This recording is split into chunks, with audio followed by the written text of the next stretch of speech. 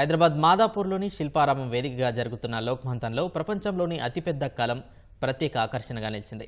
ఈ పెన్నును తిలకించేందుకు భారీ ఎత్తున తరలివచ్చారు. తమ ఫోన్లలో స్వీయ చిత్రాలు తీసుకుని సందడి చేశారు. నిజామాబాద్కు చెందిన ఎంఎస్ ఆచార్య ఈ అతిపెద్ద పెన్నును రూపొందించారు. ఈ కళానికి సంబంధించిన మరింత సమాచారాన్ని మా ప్రతినిధి జ్యోతికిరణ్ అందిస్తారు. సాంస్కృతిక మహోత్సవ్ లోకమంతంలో ఆకర్షణగా నిలుస్తుంది ఈ పెన్ను. ఇది ప్రపంచంలో అతిపెద్దైన పెన్ అని చెప్పి ఇక్కడ చూడొచ్చు మన విజువల్స్ లో. లోకమంతంలో భాగంగా దీన్ని ప్రపంచంలోని అతిపెద్ద భారీ కలం ప్రదర్శన అయితే ఏర్పాటు చేశారు. ఇది చూపర్లను ఆకట్టుకుంటుంది. దీని దగ్గరకు వచ్చి అందరు కూడా సెల్ఫీలు కూడా దిగుతూ ఉన్నారు. వరల్డ్ సంబంధించినటువంటి సర్టిఫికెట్లను కూడా సొంతం చేసుకుంది. మనం చూసుకున్నట్లయితే ఇండియా బుక్ ఆఫ్ రికార్డ్స్ తో పాటు world records India, Guinness world records, world is biggest pen అని చెప్పి కూడా అనేక సర్టిఫికెట్లను అయితే ఈ పెన్ను సొంతం చేసుకుంది. మనం ఈ పెన్నుకు సంబంధించిన కవచాన్ని కూడా చూడొచ్చు. పైన ఈ 9 రాష్ట్రాలకు సంబంధించినటువంటి కళారూపాలకు సంబంధించినటువంటి వాటిని కూడా ఇక్కడ పొందుపరిచారు. మనం చూడొచ్చు. ఇది పైన గోల్డ్ కలర్ లో ఉన్నటువంటి ఈ పెన్నులో మొత్తం భాగాలు ఉన్నాయో 1, 2, 3 ఈ భాగాలన్నింటి పైన కూడా కళారూపాలను చెక్కించారు. ఇది ఒక్కొక్క రాష్ట్రానికి సంబంధించినటువంటి కళారూపము ఈ పెన్ను పైన ముద్రించారు. చెక్క, వేణువు, ఆఫ్రికానికి సంబంధించి ఇట్లా 9 రాష్ట్రాలకు సంబంధించినటువంటి నృత్య రూపకాలను ఈ పెన్ను పై భాగంలో రూపొందించారు. ఈ పెన్ను ఈ లోకమంతంలో బాగా ప్రత్యేక ఆకర్షణగా నిలుస్తుంది. చాలా మంది ఇక్కడికి వచ్చి ఫోటోలు కూడా దిగుతున్నారు. ఈ పెన్ను దగ్గర సందడి చేస్తా ఉన్నారు. అయితే ఇది నిజామాబాద్ జిల్లాకు సంబంధించినటువంటి వ్యక్తి దీన్ని రూపొందించారు. అసలు ఈ పెన్ను రూపొందించడానికి ఎంత సమయం పట్టింది, ఎన్ని రోజుల పాటు చేశారు అనేది తెలుసుకుందాం. ఈ పెన్ను రూపొందించడానికి ఎన్ని రోజులు పట్టింది? ఈ పెన్ను రూపొందించడానికి 448 గంటలు పట్టింది.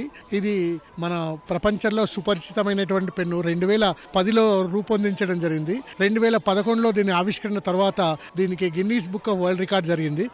ఇంకోటి ఏంటంటే Guinness book of world record రావడంతో పాటు 2016లో గిన్నీస్ బుక్ లో కూడా ప్రత్యేకత దీన్ని సంతరించుకుంది.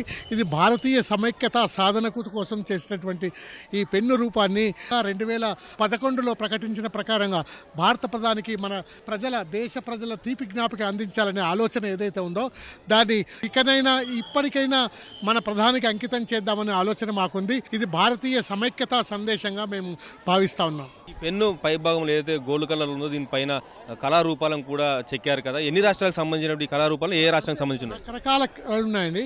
భరతనాట్యము, కూచిపూడి, తర్వాత ఈ చూ అనేది పశ్చిమ బెంగాల్కి సంబంధించినటువంటి, తర్వాత యక్షగానము, కథక్, ఇలాంటి 9 రకాల నృత్య భంగిమలు, ప్రపంచ సంగీత వాద్యాలు చెక్కబడ్డాయి.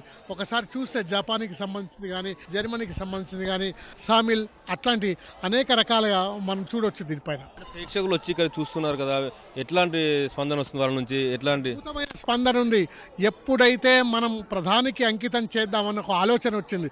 ఎందుకంటే 2011 నుంచి అనేక మీడియాల్లో వచ్చినప్పటికీ ప్రజల్లో ఆ చైతన్యం రాలేదు కాబట్టి ఇప్పుడు వస్తుంది.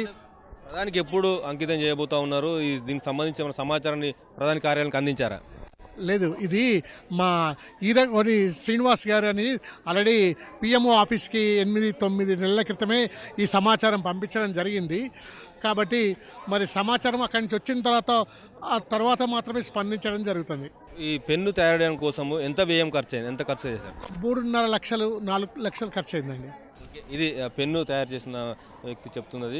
అది ప్రపంచంలోనే అతిపెద్ద పెన్ను. ఇది త్వరలోనే ప్రధానికి అంకితం చేయాలనుకుంటే దీనికి సంబంధించి పిఎంఓ కార్యాలయం కూడా సమాచారం అందించినట్టయితే చెప్తా ఉన్నారు. కెమెరా పర్సన్ నవీన్తో జ్యోతి కిరణ్, ఈటీవీ న్యూస్, హైదరాబాద్.